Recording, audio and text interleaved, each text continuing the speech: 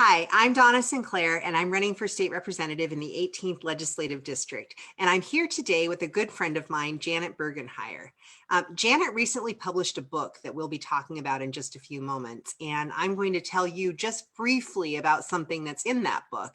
And that is my story of becoming a history professor and then ultimately running for office. That part's not in there very much, but really about how I went from being a waitress at Sizzler to becoming a history professor through the assistance of a very wonderful mentor, actually a set of mentors. And so Janet are going to talk, and I will talk about mentoring. We'll talk about her story, but we'll talk about her book, which I think will be really inspirational for a lot of people. So Janet lives in the 18th Legislative District, and she's one of the jewels that I've found in the last 4 years through some of my own community work. And I really appreciate having her here. So with that, I'm going to give her the formal introduction that she well deserves. Janet actually started out as a journalist and built a corporate career in communication, training, and change management as a leader at major financial services, healthcare, and technology organizations. She's had a very impressive career. She was also an external consultant. She has a Master of Science in Organization Development from the University of San Francisco. She's now a career coach who is passionate about helping people create careers with purpose. And she recently published the book, The Mentoring Difference: Stories to Inspire Your Career Transformation. The stories reveal how Janet and 9 additional mentees, so people who are mentored, including me, transformed their careers. And all of them are guided by wise mentors who made tremendous impacts on their lives. So first, we're going to hear about Janet's background, and I want to hear her story, and I think that you will want to hear it too, because it really inspired this book. So let's just go ahead and start, Janet, with you telling us about your own background and your mentoring story. And how you came to Ridgefield. Just give us an overview. Okay. Well, thank you so much for having me, Donna. I'm really looking forward to this conversation. So first of all, how I came to Ridgefield, I moved up here in 2014 from the San Francisco Bay Area with my husband. And when I moved up here, I was at the time working for a Silicon Valley technology company, and I was doing my job remotely. And then somewhere along the way, I made the decision to launch a career coaching practice, and I can get a little bit into that later in the conversation. So I did a transition, but my story really goes back to, well, how it came about. Let me start with that, the idea for the book. And by the way, this is the book that Donna referred to that just came out about a week ago. So the idea for the book was really inspired by my own mentor. So when I was in my, 25 years old, I had this amazing mentor who deeply influenced not only my career, but my life. And this was in corporate America. My husband had heard the story many times. And so one day we were walking on the WSU Vancouver campus, and I had just made a comment about my mentor. His name is Fermo Giancello. And my husband said, you know, this is such a great story. You should really write this story down, tell the story, share it with people. And I thought about it as we were walking across the campus. And then I realized, you know, I bet there's a lot of people out there who have had amazing mentors. So I could write a book, and it could include my story and other people's stories like yours. And so I got inspired to actually write a book to gather people's stories about mentoring. So do you want me to go more into the development of the book or into my story with Fermo? Well, I'm going to ask you to tell us about your story with Fermo, but right before you do that, can you tell us what is a mentor and why are mentors important? Great question. So a mentor, because everyone has their own definition, but to me, a mentor is someone who is more experienced in either a field that you currently work in, or maybe a field that you're striving to enter, that someone who is really a guide who can help you along your path.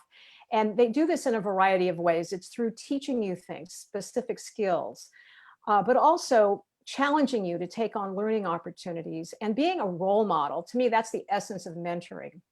So their great mentor is someone who inspires us through their behavior, their actions, you know, their deeds as well as their words. And they also, when we're ready, they release us out into the world. They, gently nudge us out of the nest, so to speak, to go out on our own. And a mentoring relationship can be quite intimate. We can be developing very close relationships with our mentors, as I did in my story, so that they're more than just a teacher and a guide and an advisor and a role model. They can also, over time, become dear friends.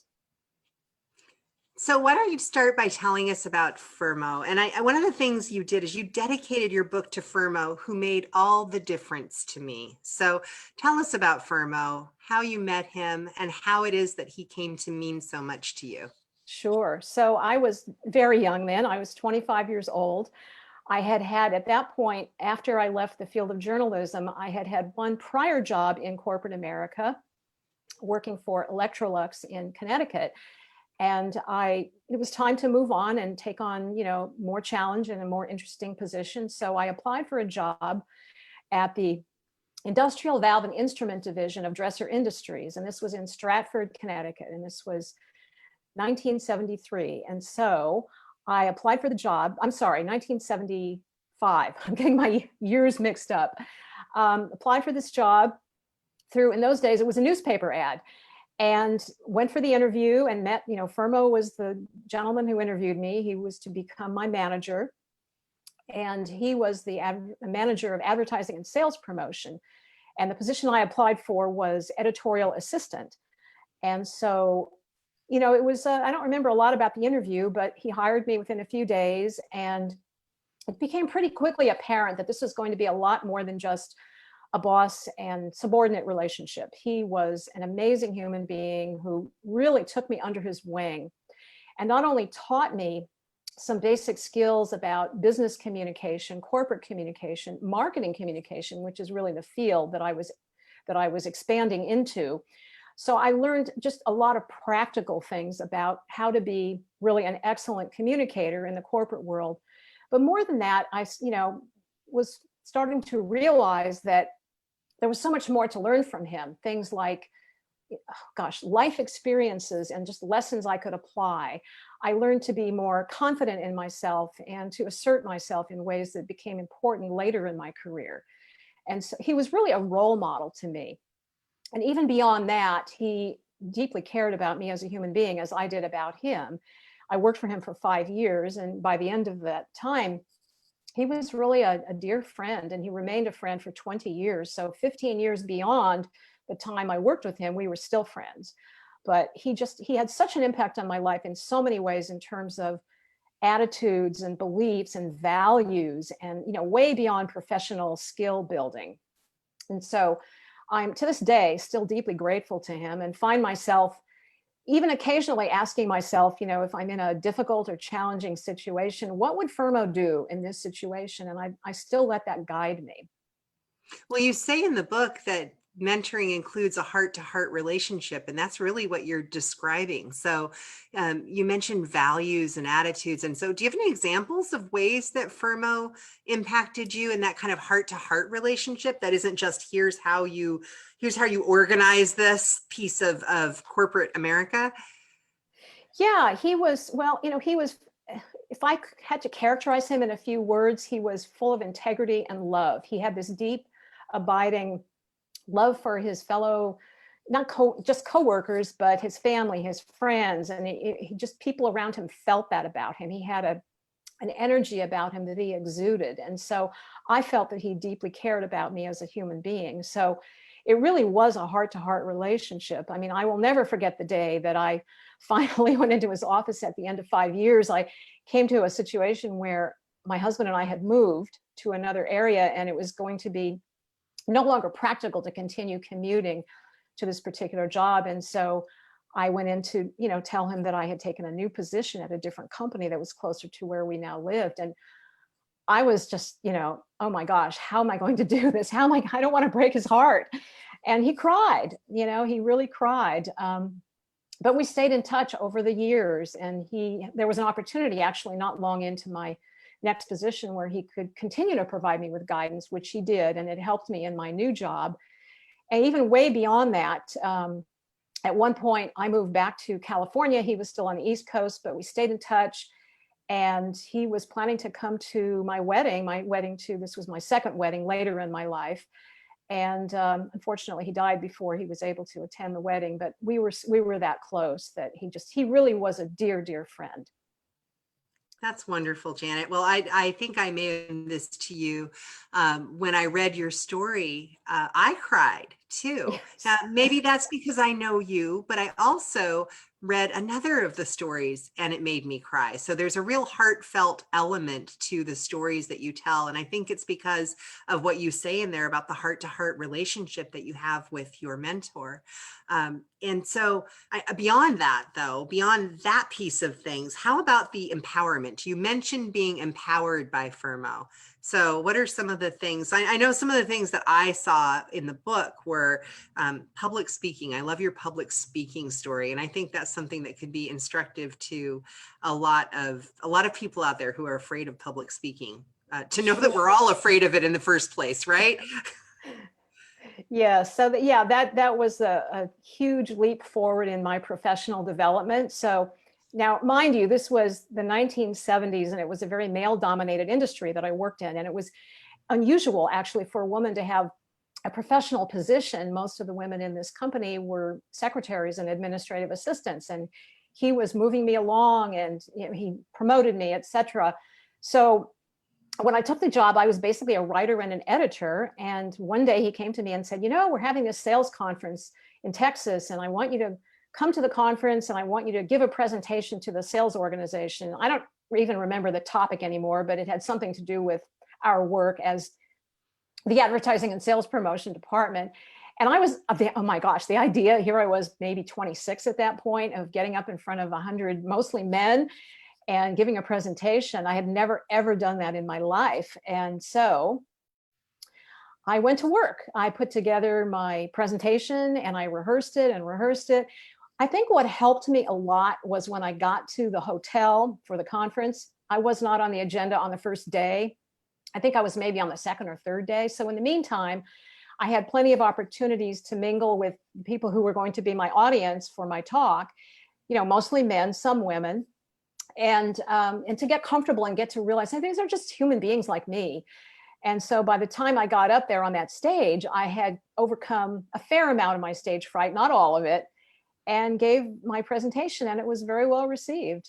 And that opened up a whole new world to me, because later on in my career, I continued to give presentations, and I got to a point eventually with a later job where I could get in front of an industry group of 400 people and give a talk. And I give a lot of credit to Fermo for opening that door for me. Were you resistant at all when he suggested to you that you should be doing this? I don't remember, it's so long ago, but I mean, maybe I was, but I also felt kind of excited about it, that he had that much confidence in me, that he could put me out there in front of his audience and that I would be just fine.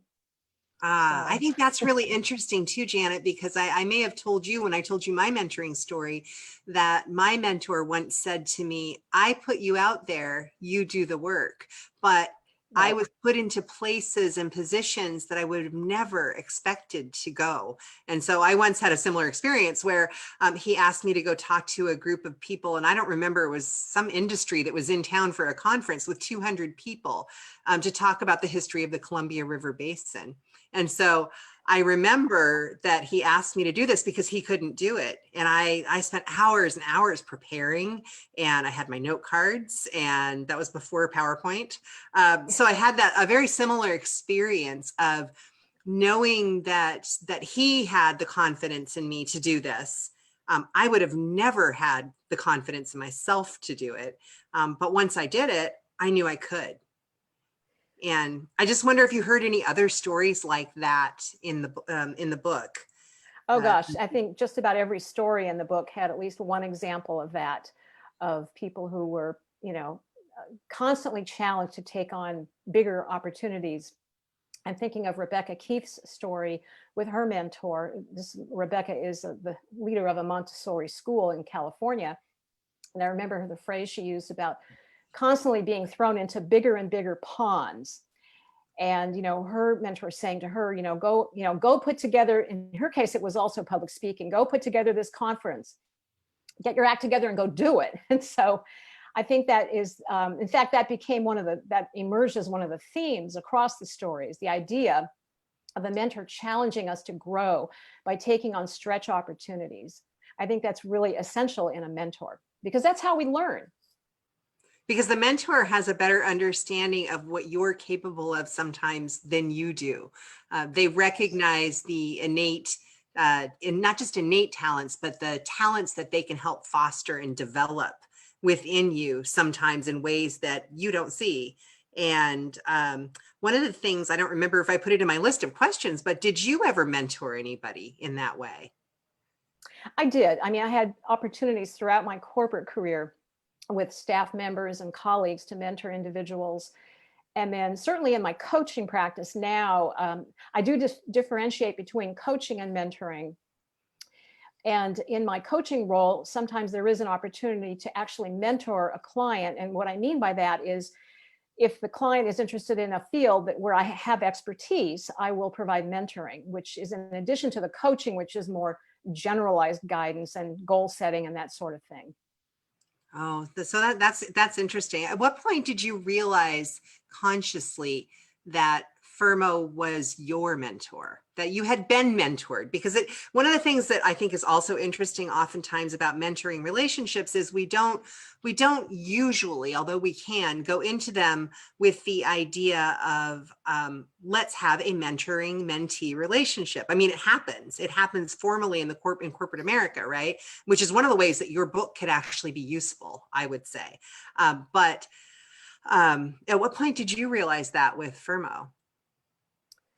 You know, I might not have actually even realized it until well after I worked for him and had some basis of comparison to other managers later in my career that he had mentored me.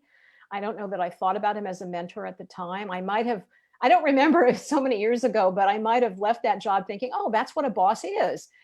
And then of course, I had quite a few disappointments later in my career. He set a standard that many other bosses did not live up to. But you're making a really important point that is another theme that emerged across all of the stories in the book. And that is that the best mentoring relationships evolve organically. We don't consciously seek to have a mentor. They come into our lives at a time when we need them, whether or not we even realize we need them. And then the relationship evolves and grows. And so that's one reason why I think a lot of these highly structured corporate mentoring programs maybe fall short, because they try to match up mentors and mentees. And so you lose that opportunity for the natural evolution of a relationship. I mean, it can happen that way, but I think it's harder than to bring it about in a more organic fashion. I think that's a really interesting question. Have you had any experience with those kind of corporate mentorship programs? Because that organic mentoring process is really key in all of the stories that you wrote about and the stories that you talked with people about. But have you ever seen it work otherwise? Not all that well. I was in such a program in one of my jobs, one of my corporate jobs, and it wasn't terribly effective. It felt a little forced and artificial to me. So, I haven't personally seen it work really well.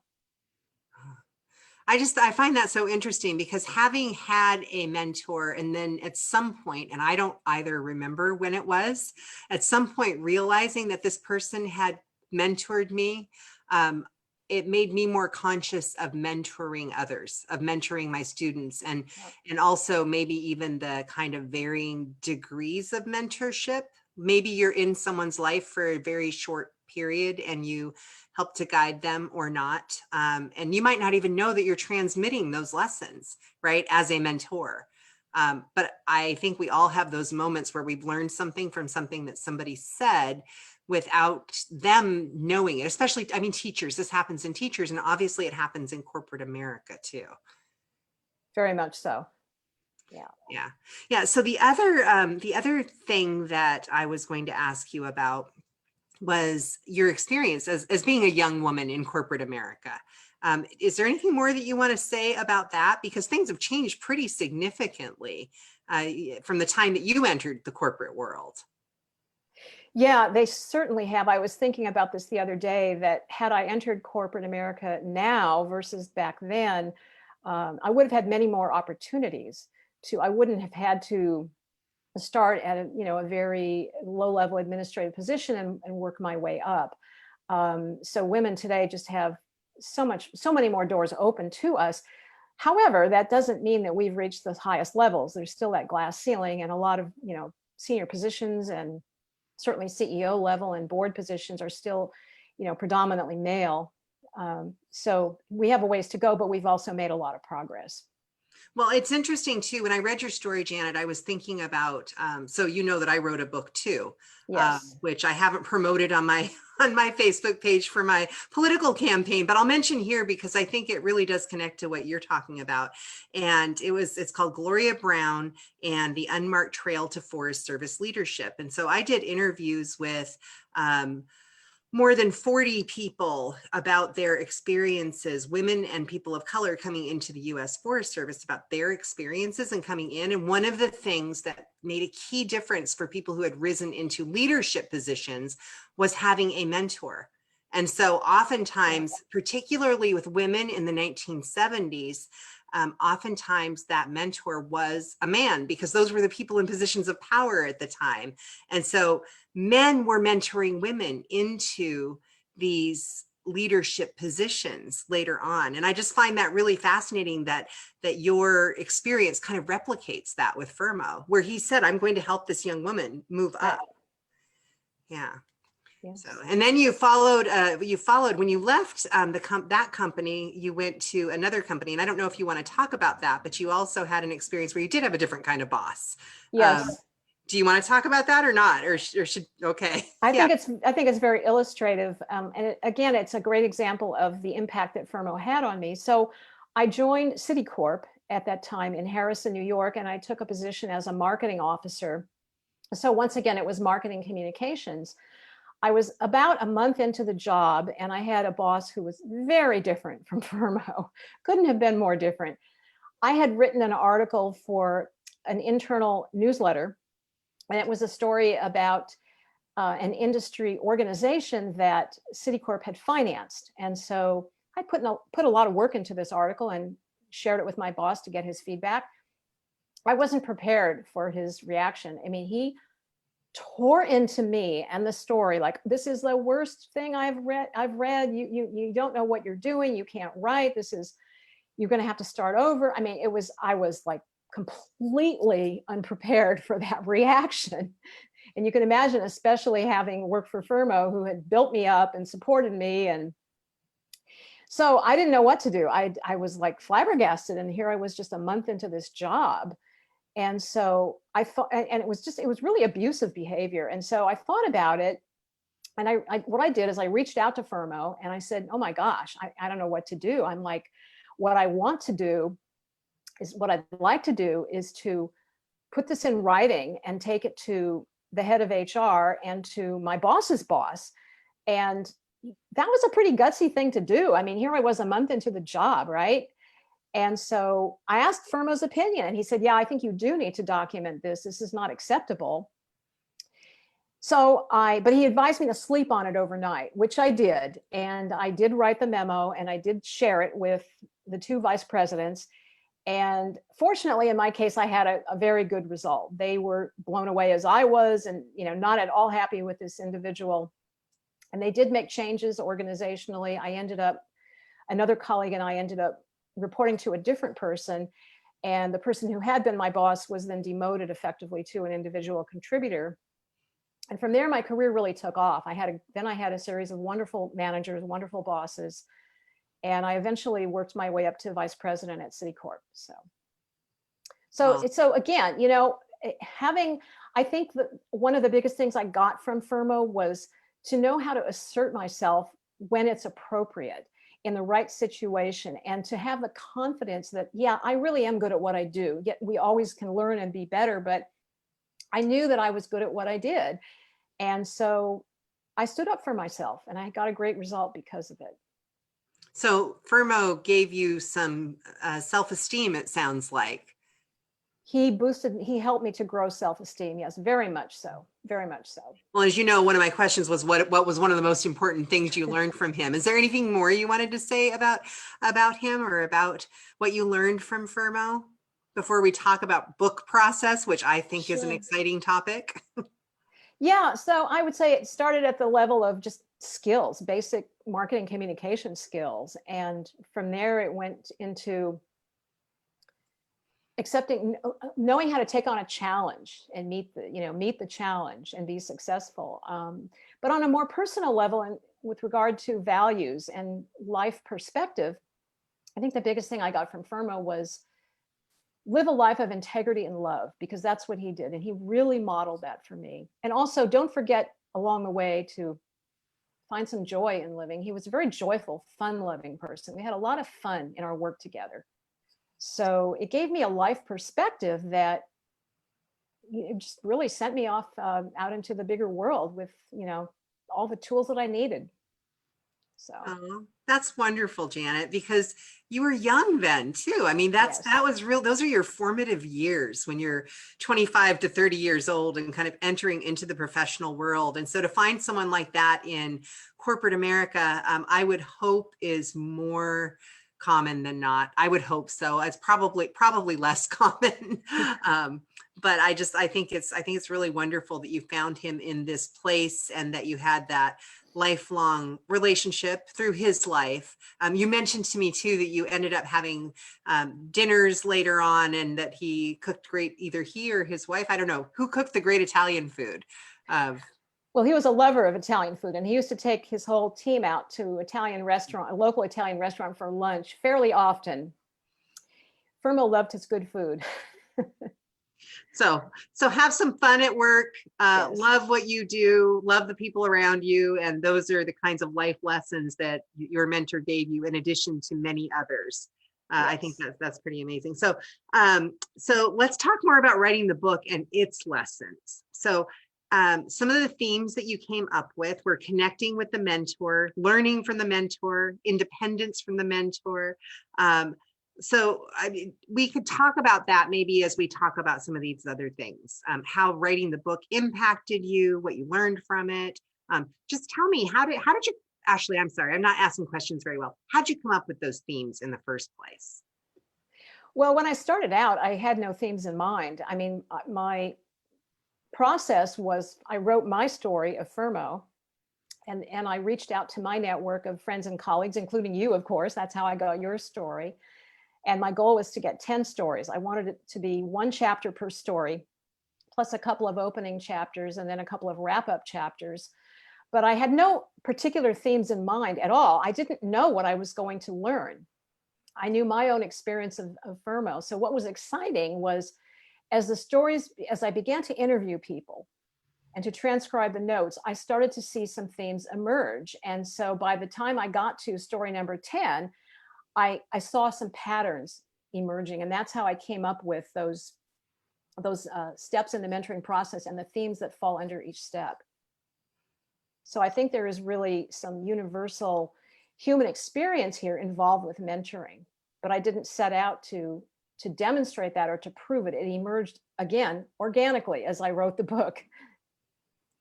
One of the themes that you talked about, and you mentioned it already earlier, was the independence from the mentor. And I really liked that part, in part because I remember maybe sharing with you part of my story there, kind of recognizing that I was moving out into a world that was a professional world that was separate from my mentor, but carrying him. And actually I had two mentors, but carrying both of them with me and hearing their voices in my head as I moved into that professional world. So that independence is something that you identified in a lot of us. Are there any other stories that you can share with us from the book, to kind of teasers for those people who might want to read it? Oh gosh, there's so many. So I mentioned Rebecca Keith's story. She started out as a young mother of two children and didn't have a career, and she fell into the world of Montessori education because she had two young children and she sent them to a Montessori schools, and she fell in love with Montessori and got trained in it, and eventually launched her own schools in the San Francisco Bay Area, and still to this day still leads these schools over 40 years later. She's also got a training center that's attached to her school that she inherited from her mentor. It's a fascinating story. And some of the mentors in the stories had fascinating lives. I mean, Rebecca shared that her mentor's mentor was Maria Montessori's son. And so there was a real lineage here that got passed down. Yeah, so fascinating story. There are just so many. You know, the stories really span a number of different fields. There's law, there's healthcare, the business side of healthcare and marketing. There's leadership coaching in the book. There is psychotherapy. There is restaurant entrepreneurship. There is holistic spiritual guidance. I mean, it really, and that's the other thing that's fascinating, that these themes emerged across really a diverse array of different fields.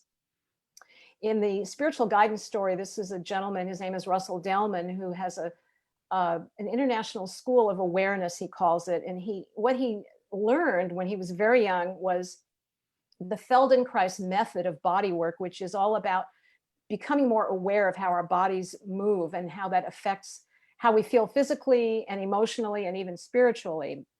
His mentor was Moshe Feldenkrais. So he got it straight from the inventor of this method. Moshe had an amazing, fascinating story. And that's told in that chapter of the book, you know, how he invented Feldenkrais because of an injury he had to a knee, where he had been told, you know, you're going to have surgery on this knee.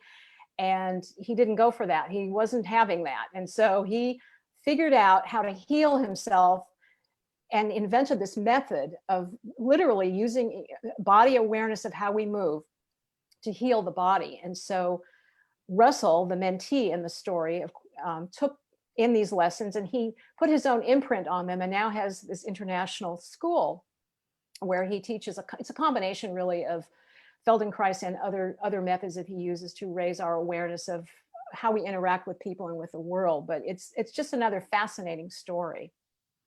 How There's so many of many.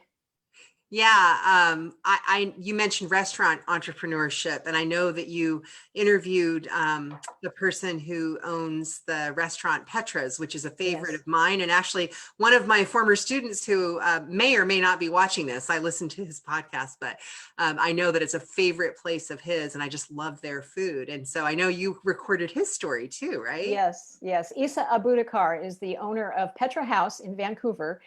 And my husband and I first met Isa when we moved up here from San Francisco area and fell in love with his food.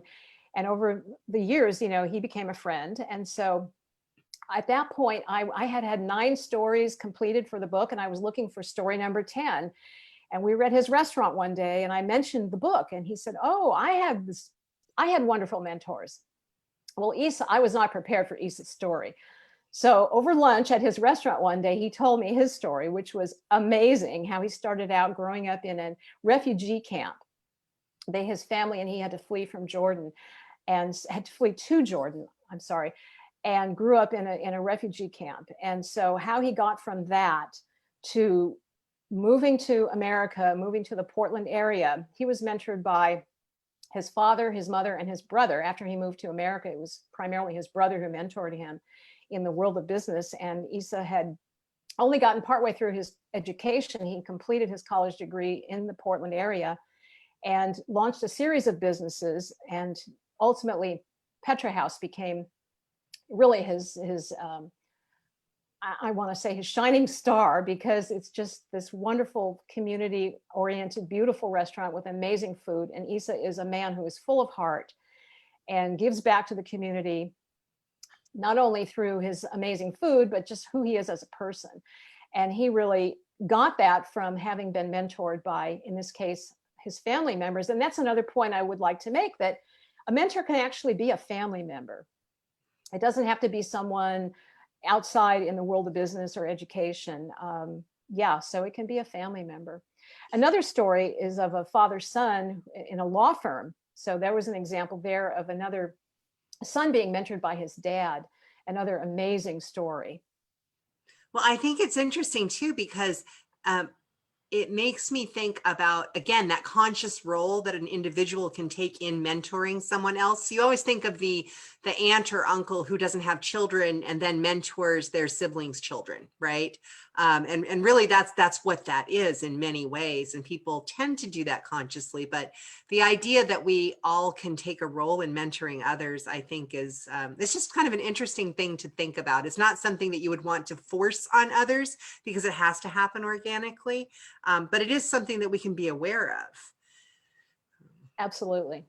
Um, the other question I was going to ask that you were making me think about, Janet, is something that I've also observed over time. And that is that how many of these people in the book and their stories knew where they were going to end up when they started out, or had plans to be where they ended up in the stories that you recorded? I think almost none of them knew where they were going to end up. I think maybe in the case of Bennett Brandenburg, this is the young man who was mentored by his father in his father's law firm here in Vancouver. He did consciously choose to enter the Washington State Law Clerk program, where you can actually take the bar exam, become a practicing lawyer by going through a mentoring program instead of going to law school. So he did make the conscious choice to go into law and have his father be his mentor. And that's an amazing story as well, just because of their father-son relationship and how that played into what he learned from his father, how he learned to evolve into his own person, but also partnering with his father in running this law firm. I think most of the other stories are really people who had no idea where they were going to end up. They just, they were on their path and they fell into some kind of a situation where they met their mentor and then they were off and running. Yeah. So serendipity plays a role in where we end up. And I've listened to literally hundreds of oral history interviews, and I find that pattern fascinating because so it's particularly for younger people to know that, you may have a direction, you can set a direction. But oftentimes life takes you into directions that are completely unexpected. And a mentor can play a really important role in that. Absolutely. So let me ask you this. How did writing the book impact you, and what did you learn from it personally? Wow. Well, I guess first of all, I learned that I can write a book. I had never written a book. I mean, I had written my whole life, first as a journalist and then in corporate work. And I had always wanted to write a book, but I had never actually tackled it until, again, this idea emerged organically that, my husband saying, hey, why don't you write your story? And then I said, hey, it could be a book. And so, yeah. And then I learned, I guess what I learned in the process of actually writing the book is how much I love telling people stories. I've always loved the idea of stories. I mean, I love great novels and I love great movies, and I love stories, and the idea of being able to sit down and hear about someone else's life and then put that on paper, to me, is just, there's something very exciting about that. So I've decided I want to keep writing books. Oh, that's great. That was going to be my next question, is if you Yeah. have another book in the works. But before we talk about that, because I would like to talk about that, I want to comment on what you just said, because I think, that's something that you and I have in common. Yes. Right? Is this recording of stories, and you do that as a journalist. And even though you don't think of it in corporate America, it's something you obviously took with you. But I want to make sure that I comment on the fact that I watched you write this book, and you are one of the most organized people that I know. And so you decided to write this book, you found the people, and you also were very clear about what your goals were. You had 5 men and 5 women, right? You wanted to record different kinds of stories. And then a little bit of serendipity played a role in how you found those people. But then you sat down, you recorded those interviews, you transcribed them, you stayed on it, and you did all of this, Janet, within what, a 1-year time period where you wrote this book and published it? It Is was that about right? 14 months altogether, from the time I first started until I posted it on Amazon. About 14 months, yeah. Well, as someone who's written a book before, it took us a lot longer to do that.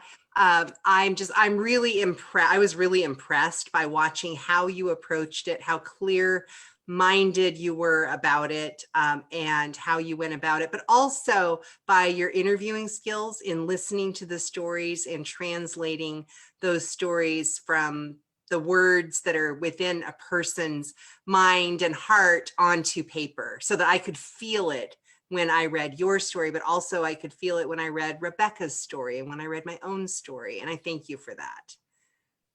Well, I thoroughly enjoyed it. It's been so much fun. Um, Okay, well, I just wanted to make sure that we got that in there. I also want to make sure that it really was clear. So for those of our friends who know you, they won't be surprised at all. If they haven't really been paying attention to this the way that maybe Rebecca and I have, because we were involved in it, just to see how organized you were about all of it. And you self-published the book. And so you said that you'd learned a lot about publishing. Can you talk a little bit about that? I think that's one of the interesting transitions. I mean, part of our book took a long time. It took a long time to write because of a number of personal things that interfered in what Gloria and I were doing, but also the process with the book and the publishing and all of that took a long time too. So how did you go about self-publishing a book? I'm interested in that. I learned as I went. So I had a great mentor, still have, I think of him as a mentor, up in Seattle, a gentleman who actually had been one of the senior leaders of one of the companies I had worked for. He has since retired and has self-published a few books. So he guided me through the process of how do you get a book on Amazon? And it's really easier than you would think. I mean, once you have a finished manuscript, and you're 100% satisfied with it, you have the book designed by someone. In my case, I found a company in New Zealand that designed the book, how the inside would look, and then the cover of the book. Once you have the final files, you literally upload them to your account on Amazon. It's through Kindle Direct Publishing that I used. You set up an account, which is free, and you fill in basic information that they ask for. And when you're ready, you upload your files and you literally click publish. And within a matter of 24 to 48 hours, your book is up there. So it was a lot of steps to learn along the way of exactly how to do this, but overall, it's really fairly straightforward. So can you hold up the cover of the book again? Because it's a really Sure. beautiful cover, and tell us about how that design came about. Well, once again, I have to give my husband credit for this. I had given some general guidelines to Damonza on what I wanted on the cover, and they submitted some suggested ideas, and they were not going to fly. They just didn't cut it for me. So I talked with my husband about it, and I had used the metaphor of a nest in several of the stories, and the idea of birds, and when you're ready, the baby bird flies out of the nest, right? And so he said, "What about birds?" And then he said, "What about an owl?" And I said, "Oh, that's perfect." And so we went online and we looked up images of owls, and we actually found a photograph of a mother and a baby owl. And I was figuring out, okay, how do I get the rights to use this photo? And we never did get the rights because I reached out to the photographer and never heard back. But I suggested the idea to Damonza, and they came up with a couple of different owl images, and I selected one, and we looked at, there were two options, and we said, well, can you combine this owl with this background? And they did that. And that's how we ended up with the cover. And I really love it. I think it's really beautiful. I really do. Yeah. It really encapsulates what you're trying to convey, which is something you want to do with a book cover, right? You want the book cover to actually tell people something about what's within it. And I look at that cover and I think wisdom, right? Exactly. And that's what we were hoping to convey. So yeah. And so in terms of some of the other publishing things, you had a copy editor and you had several readers, and so publishing a book isn't just I write the book and then I get a cool cover and throw it up on Amazon. There's a whole process there, right? Sure. After I completed each chapter, and again, I have to give credit to my husband for this. He's a wonderful writer. So he did the initial copy editing, chapter by chapter, would give me feedback. And then when I had a complete manuscript, I shared the entire manuscript with the mentor I mentioned, who's up in Seattle.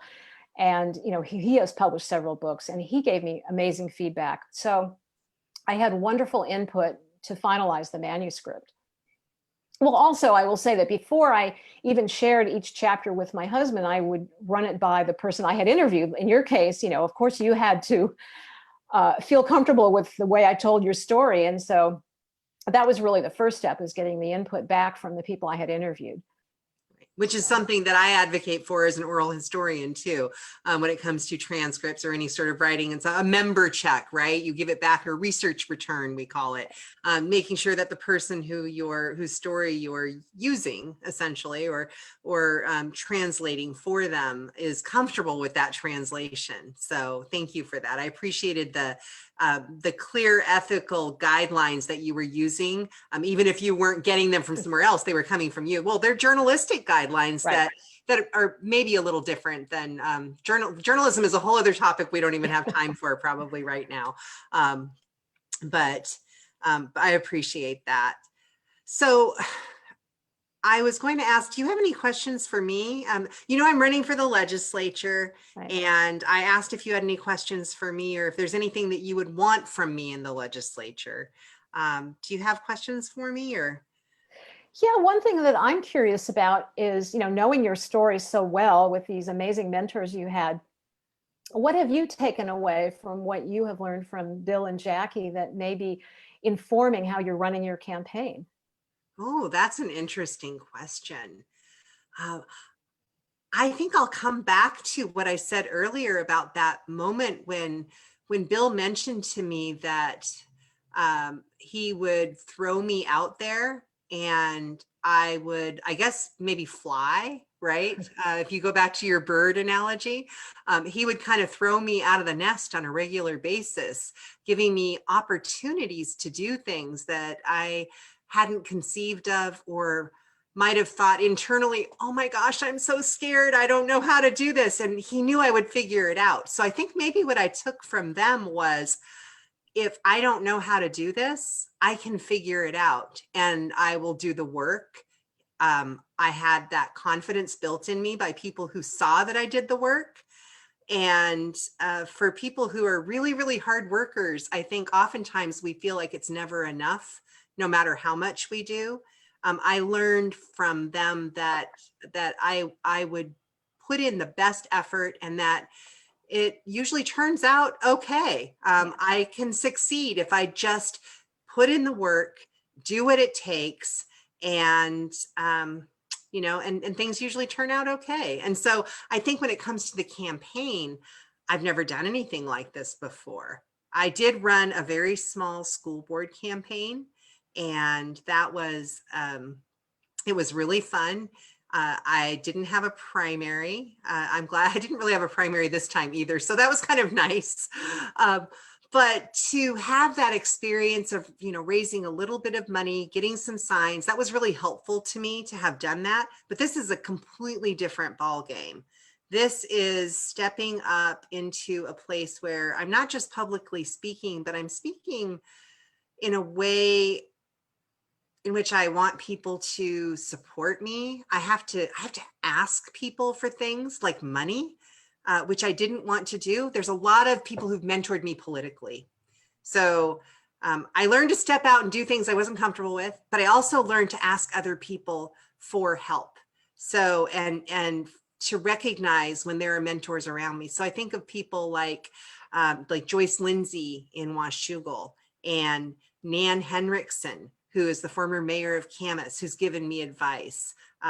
Many of the women that I know from the Democratic Party who's taken time to have coffee with me and tell me how all of this works. Kathy Morton, who has been a wonderful friend and guide. The other thing I'll say that I think is important about mentoring, coming back to this, but also political campaigns and all of it, is that I learned from them that you can also learn from the people who you are mentoring.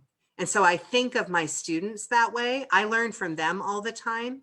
And I think of my campaign team that way. Angela Wilkinson, who is a former student of mine, is my campaign manager and has more experience than me in a lot of areas. So I listen to her. So, I mean, I could go on and on. There's just so much that I learned from them. And I think it reminds me of what you said, Janet, and have said several times. What would Fermo do? I have said to myself many times, what would Bill do? Or what would Jackie do? What would these other women historians who mentored me from WSU Vancouver do? People come into your life at different time periods too, and mentor you in different ways. And I just think that's one of the beautiful things about it, because it's about relationships.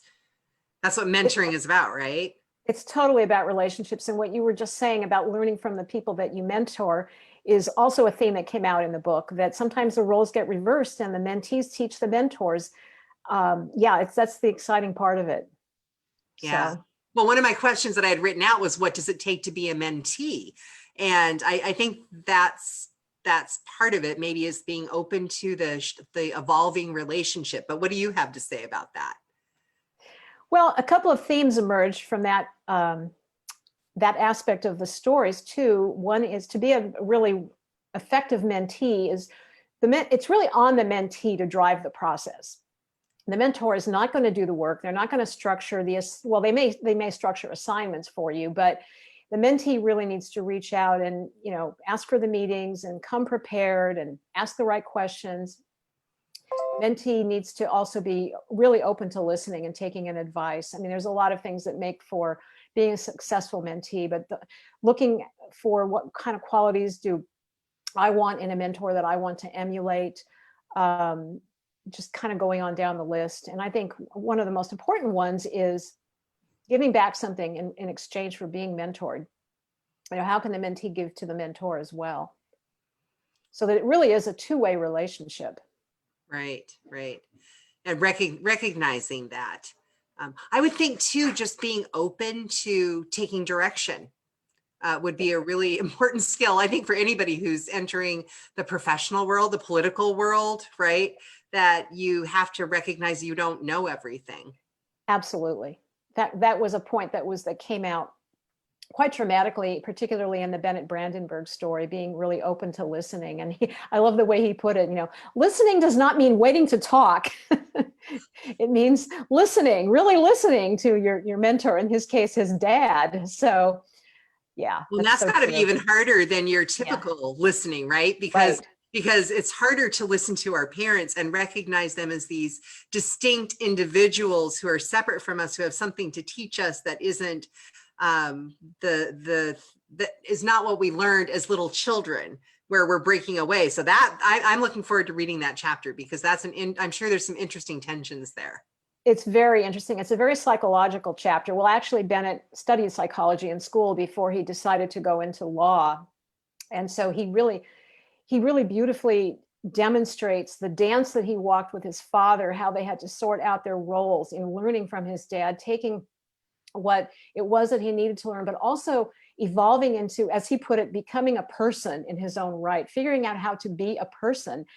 And now they have this lovely partnership, relationship in their law practice. But getting there was, there were some challenges, and they butted heads. And it's a fascinating story, how they grew together, father and son. I can imagine. Well, it's a wonderful book. I've read most of it. I haven't read all of the stories. I hate to say that. I had hoped to read more before now, but tell us where we can get your book. Sure. Just go to Amazon and search on the book title or on my name, and the book will come up, and it's there in both Kindle and paperback. Okay, and your name is actually listed on my sinclairforstate.com website, because the chapter that you wrote about me is also posted there in the About section. And I appreciate you allowing me to put it there if anybody's interested in hearing more about me, which I feel like that's one of the difficult things about being a candidate, is that you're constantly talking about yourself, and that's not something that comes naturally. Talking comes naturally, but constantly promoting yourself doesn't. It's a very interesting kind of experience in that way. What about your what you're doing right now for work? I think you've described this sort of interesting transition from journalist to corporate America to now you're career coaching, right? Yes. And So I came to a place in my corporate life where I realized that the work was no longer fulfilling. I was working in the field of change management, and I just realized that I was no longer able to have the impact that I had once been able to have, and that's for a lot of complex reasons. Um, Said to my husband one day, I just feel like my work is meaningless. It's lost its purpose for me. And then it dawned on me, I bet there are a lot of other people out there who feel very much the same way, whether it's corporate America or some other field, that their work is just not as meaningful as they had hoped it would be. And so I decided I wanted to become a career coach and help people to sort out what is really meaningful, what would be a fulfilling career, what would that look like? And I'm having a lot of fun with that. The clients that I work with, represent a wide array of different fields, and helping them sort through. It comes down to, I help them focus on really three areas. What are your personal values? What are you passionate about? And what are your natural strengths, your natural talents? And put that together and figure out what might that suggest in terms of a more meaningful career. And so we do that work. have you helped people find different careers? Oh, absolutely. And you don't know when you start out working with someone where the work is going to lead. I mean, some clients come to me and they already have an idea, but they don't quite know how to get there. Others have no clue. And so we go through an exploratory process, and I have a series of questions I ask people so they can really tease out what it is that is inside of them that's trying to come out, and put that together with the Gallup-Clifton Strengths Finder. I use that instrument to identify people's natural talents. And we don't know what's going to emerge. So it's a very exciting process. It's really a journey. That sounds like a fun job. It's a very fun job. So what's that next book going to be about? Well, I'm not ready to talk about it yet. Okay. I have two ideas, two different ideas, and I'm not sure which one I will pursue next, but both of them would use that same storytelling format. So I'm still, and frankly, right now, I'm so immersed in just the promotion of this book, getting the word out, because I really want people to learn from it and be inspired. So there's a lot of work, especially when you self-publish, on the whole promotion end of the process. So that's where my mental energy is going right now. And I probably wouldn't turn my attention to a next book until sometime into 2021. That's just the reality of it. But I know that I do want to do another book. How are book sales going? I don't know, because I haven't seen my first report yet. The reports they always lag by a month. So I'll find out. And I haven't actually done the formal launch yet. I mean, the book is up there and I've announced it through a few different channels, but I'm putting together the formal launch, which will probably at this point not happen until after the election. So that involves running a series of ads in different places, and seeing how that goes and tracking that. So I've done really what I would consider a soft launch at this point, but not the official launch yet. That is so exciting, Janet. Congratulations. I want to formally congratulate you on video. Well, thank you. For your accomplishment. I mean, I know what it takes to write a book. It's a major accomplishment. It's not just a matter of typing it out. Thank you so much. It's been so much fun. And it's an honor to have your story included in the book. It truly is. Well, it's an honor to be included in the book with all of those other people. I mean, it really is. Is there anything that you would want from me in the legislature? I guess, what would you want me to do in the legislature, if I may? I think you've nailed it, Donna. Your platform, I think you're hitting on all the urgent issues to improve people's lives in Clark County. It's whether it's affordable housing or, family wage jobs, or accessible, affordable, quality healthcare, or solving the traffic problem, or expanding educational opportunities for young people beyond college. Not everyone is college bound. I mean, you've really, I think, nailed the important issues. And I just appreciate that you're running for office. I really do. I know you deeply care about your community and about making life better for people. And so that's what matters to me. And all of the different issues that you're choosing to address to get there is really amazing. Well, thank you, Janet. Anything to add? I don't think so. I think we've pretty much covered it. Thank you so much for this opportunity. It's been a lot of fun for me. Well, it's been fun for me too. It's just so fun to have a whole hour just to talk with you. Yeah. And I'm going to go ahead and say thank you, and I'll end our live stream here.